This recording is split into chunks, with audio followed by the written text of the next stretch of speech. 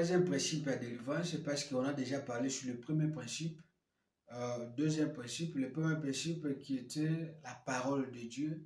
La personne oyo alingaka abima na captivité, moto oyo alingaka amikangola na maloba na bato na mokili, na ba malédiction na nguya ya ba parole prononcée contre ya bomoi na ye. Sengeli atia liloba na Nzambe kati na bomoi na ye, abika liloba na Nzambe, atambola na liloba na Nzambe. Parce qu'on a montré quelques puissances de la parole de Dieu. Là où on avait parlé sur la parole de Dieu qui n'a pas de limite, la parole de Dieu fait exister une chose qui n'existait pas. Deuxième principe, ezali la vie de prière. C'est-à-dire, mon tour alingaka amikangola na ba malédiction et sengeli azala moto ya mabondeli. C'est-à-dire, amipesa na mabondeli, kubika mabondeli. C'est-à-dire que gêner, que ça la retraite, vie na ye ezala vie ya mabondeli. Parce que mabondeli ezali seule arme oyo ezali ko combattre ba esprit. Bitumba oyo biso tozobunda yango ezali bitumba ya nzoto te. Ezali bitumba ezali komona na miso ya musunité. L'apôtre Paul nous a bien dit que non, nous ne combattons pas contre la chair ou le sang, mais nous combattons contre les esprits. C'est-à-dire quand on parle d'un esprit, c'est une personne ou une chose invisible. Alors pour combattre les esprits, on les combat par la prière. Alors on avait dit sur la prière, on a expliqué quelques puissances de la prière afin que la personne qui cherche une bonne délivrance, qu'il soit et qu'il vit la vie de prière et qu'il mène une vie qui sera remplie de la prière. Le troisième principe, ezali komema mutu na une bonne délivrance, ezali koyeba kopesa moko na zomi, koyeba kopesa makabo liboso na Nzambe. Parce que ezali na bitumba ebele, bitumba mingi oyo tozali kobunda yango lelo, ezali biso moko tozali à la base ya bitumba wana kozwa nzela ya kokota, ba esprit wana kosinfiltre ya kokota na misala na biso na mabala na biso. Totanga nao na mukanda ya Malachi chapitre 3, nous allons commencer 8 pour chuter à 11. Qu'est-ce que la Bible dit? Un homme me trompe-t-il Dieu?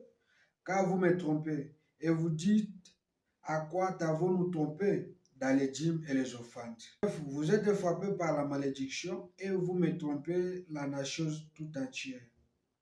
Apportez à la maison du trésor toutes les dîmes afin qu'il y ait de la nourriture dans ma maison. Mettez-moi de la sorte à l'épreuve, dit l'Éternel des armées, et vous verrez si je n'ouvre pas pour vous les éclous de ciel, si je ne répands pas sur vous la bénédiction en abondance. Pour vous, je menacerai celui qui dévore, et il ne vous détruira pas les fruits de la terre, et la vigne ne sera pas stérile dans vos campagnes, dit l'Éternel. Nzambe azoyebisa bato, est-ce que mutu akoki kokosa Nzambe?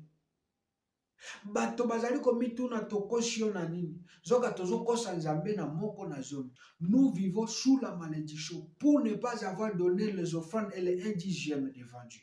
Ezali na ba porte mususu ya bitumba tofunga pona kozanga kopesa moko na zomi. Et fungoli ba porte ebele. C'est pourquoi Nzambe azoloba bomema moko na zomi, bomema ba offrande pe bilei na nda. De la sorte mettez-moi. C'est-à-dire mutu oyo apesaka moko na zomi, mutu apesaka offrande, mutu amema bilei na ndako na Nzambe. Ezali mutu na azomettre Nzambe en épreuve devant sa situation, devant son combat, devant ses requêtes. C'est pourquoi je bon mettre de la sorte en épreuve si je n'ouvre pas pour vous les éclous de. C'est-à-dire moko na zomi pe offrande ezali fungola oyo efungolaka porte ya bénédiction, efungolaka porte ya élévation, efungolaka porte ya misala, efungolaka porte ya voyage, ya mabala, ya kobota. Soki na kofungola maningisi alola te. Alobi pona bino na kobundisa mutu oyo nyonso akolinga kobebisa biloko na bino. Biloko oyo bino bokolona ekokufa te. Bitu bamusu tozobunda ezali pona kozanga kopesa moko na zomi liboso na Nzambe. Mokristo oyo ayebi nano kopesa moko na zomi te, mokristo ayebi nano kopesa offrande te liboso na Nzambe, ezali mokristo azobika sous la malédiction. eza na bitumba mosusu tozobunda toza mosika na nzambe, nzambe atiki biso azotala biso parce que toza sous la malédiction. Eloko ekabolaka mutu na nzambe eza lisumu. Aussi longtemps nous vivons la malédiction de ne pas connaître à donner les offrandes et un dixième, bien, nous sommes comptés comme les pécheurs. La Bible dit dans le livre d'Ésaïe 59:1 que non, sa main n'est pas courte pour nous sauver. Son oreille n'est pas dire pour nous écouter. Mais ceux qui ont sauvé biso te face au défi autoza na ngolo. Ceux qui Nzambe ezomona na lokola azoyoka mabondeli na biso te face aux situations, c'est parce que nous sommes comptés comme les pécheurs. Quand quelqu'un commet déjà les péchés, a commis musika na Nzambe. La malédiction que nous vivons ezali par rapport à kozanga kopesa moko na zob. Zoka tango mutoko madame musika na Nzambe, c'est là où les esprits bazwaka nzela kokota kobanda koopérer. Tango esprit akoti kati na mutu, amemi malédiction, amemi stérilité, amemi blocage, amemi botutu, makambo nyonso mabe aye nango kati na yo. Afandi wana. Mais soki tokopesa moko na zob tokoyeba ko offrir Nzambe na 11 azolo bakeno akobundisa mutu nyonso akolinga ko dévorer biso. Pe bambuma na biso, c'est-à-dire misala mabala boshenga na biso nyonso ekozala résolu. Ekoyokama pe koyanolama. Pourquoi na nzela na moko na zo? 3 principes bien-aimés, tiango kati na bomo na yo, okomi kangola. Mais aujourd'hui, bien-aimé, biloko misato, principe misato, et c'est bois kama musika na mémoire ya ba Christ. Lelo eloko komi au top, mo Christ yazo ke ndaluka prophétie, ba prophétiser pour na vie na ye. Mo Christ ayebi susu ko batela liloba na Nzambe te. Mo Christ ayebi lisusu te ko bika vie de prière te. Ayebi te ce qui va pesa ka moko na zo. Ne ezali biloko oyo Satana aji atie pilier na ende sika fan église lelo ekomi ka prophétie. Église eza suna liloba na Nzambe te. Église eza susu na vie de prière te. Omona mo Christ yaka tobondela aza occupé. Mo Christ ozali na retraite yaka naza occupé. Ekomi ngonga koyoka liloba na Nzambe ndenge nga telefone na elelaka akenda solola libanda. Ekomi ngonga koyoka liloba na Nzambe de esika sikoyo chaleur ekomaka makasi akenda yoka na mupepe ya libanda. Pongi na ye yaka kaka ngonga ya liloba na Nzambe. Tango ayoka kendo bopesa moko na zoma lobi tozongindisa nde ba pasteur bango bazotoka te. Non, bien aimé, kotala ozopesa pasteur ete, mais tala ke nozomema ngo na ndako na Nzambe. Nzambe nde alobi boya na yango na de la sorte metemo ezali ebele lelo bien aimé bazobika sur la malédiction ya bango moko bazokanga motema mpona kozanga kopesa moko na zo. Au lieu de voir que non baopesa ngo Nzambe baomona ke baopesa ngo basali na Nzambe. Mais église eza représentée par un pasteur. C'est-à-dire azali munoko na Nzambe. Longo na distraction na kotala ke nozopesa ngo.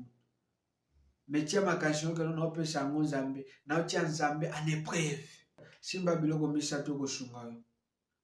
Zala tia liloba na Nzambe, zala mutu na mabondeli yeba kopesa mo. C'est seul chemin qui mène l'homme à une bonne délivrance.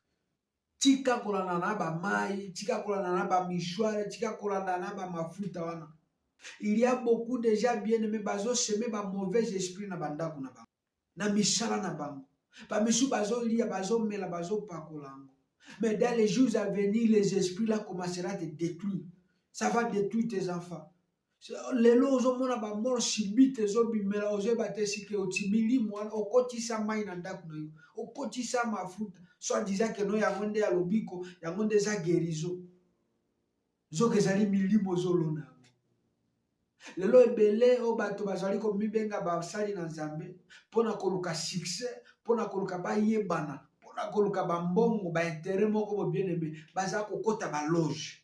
Bazo pesa bango biloko, tango baza na biloko yo sepeleka mai, ba pesi nga mai. C'est dans les jours à venir que nous comprendre biloko désolé ya banana. Ba mort subite comme ebele. Michel ezobeba. Pourquoi? Parce que to bosani, to tiki oza ekomema biso na délivrance, mais to mi sepeli siko za biloko ezangiti. Une bonne délivrance ezali kati na biloko misato. Soko kolanda okozala délivrer lobi bato bakotatol. Parce que biloko misato ana ezo faire exister biloko ezala kiti na viamu.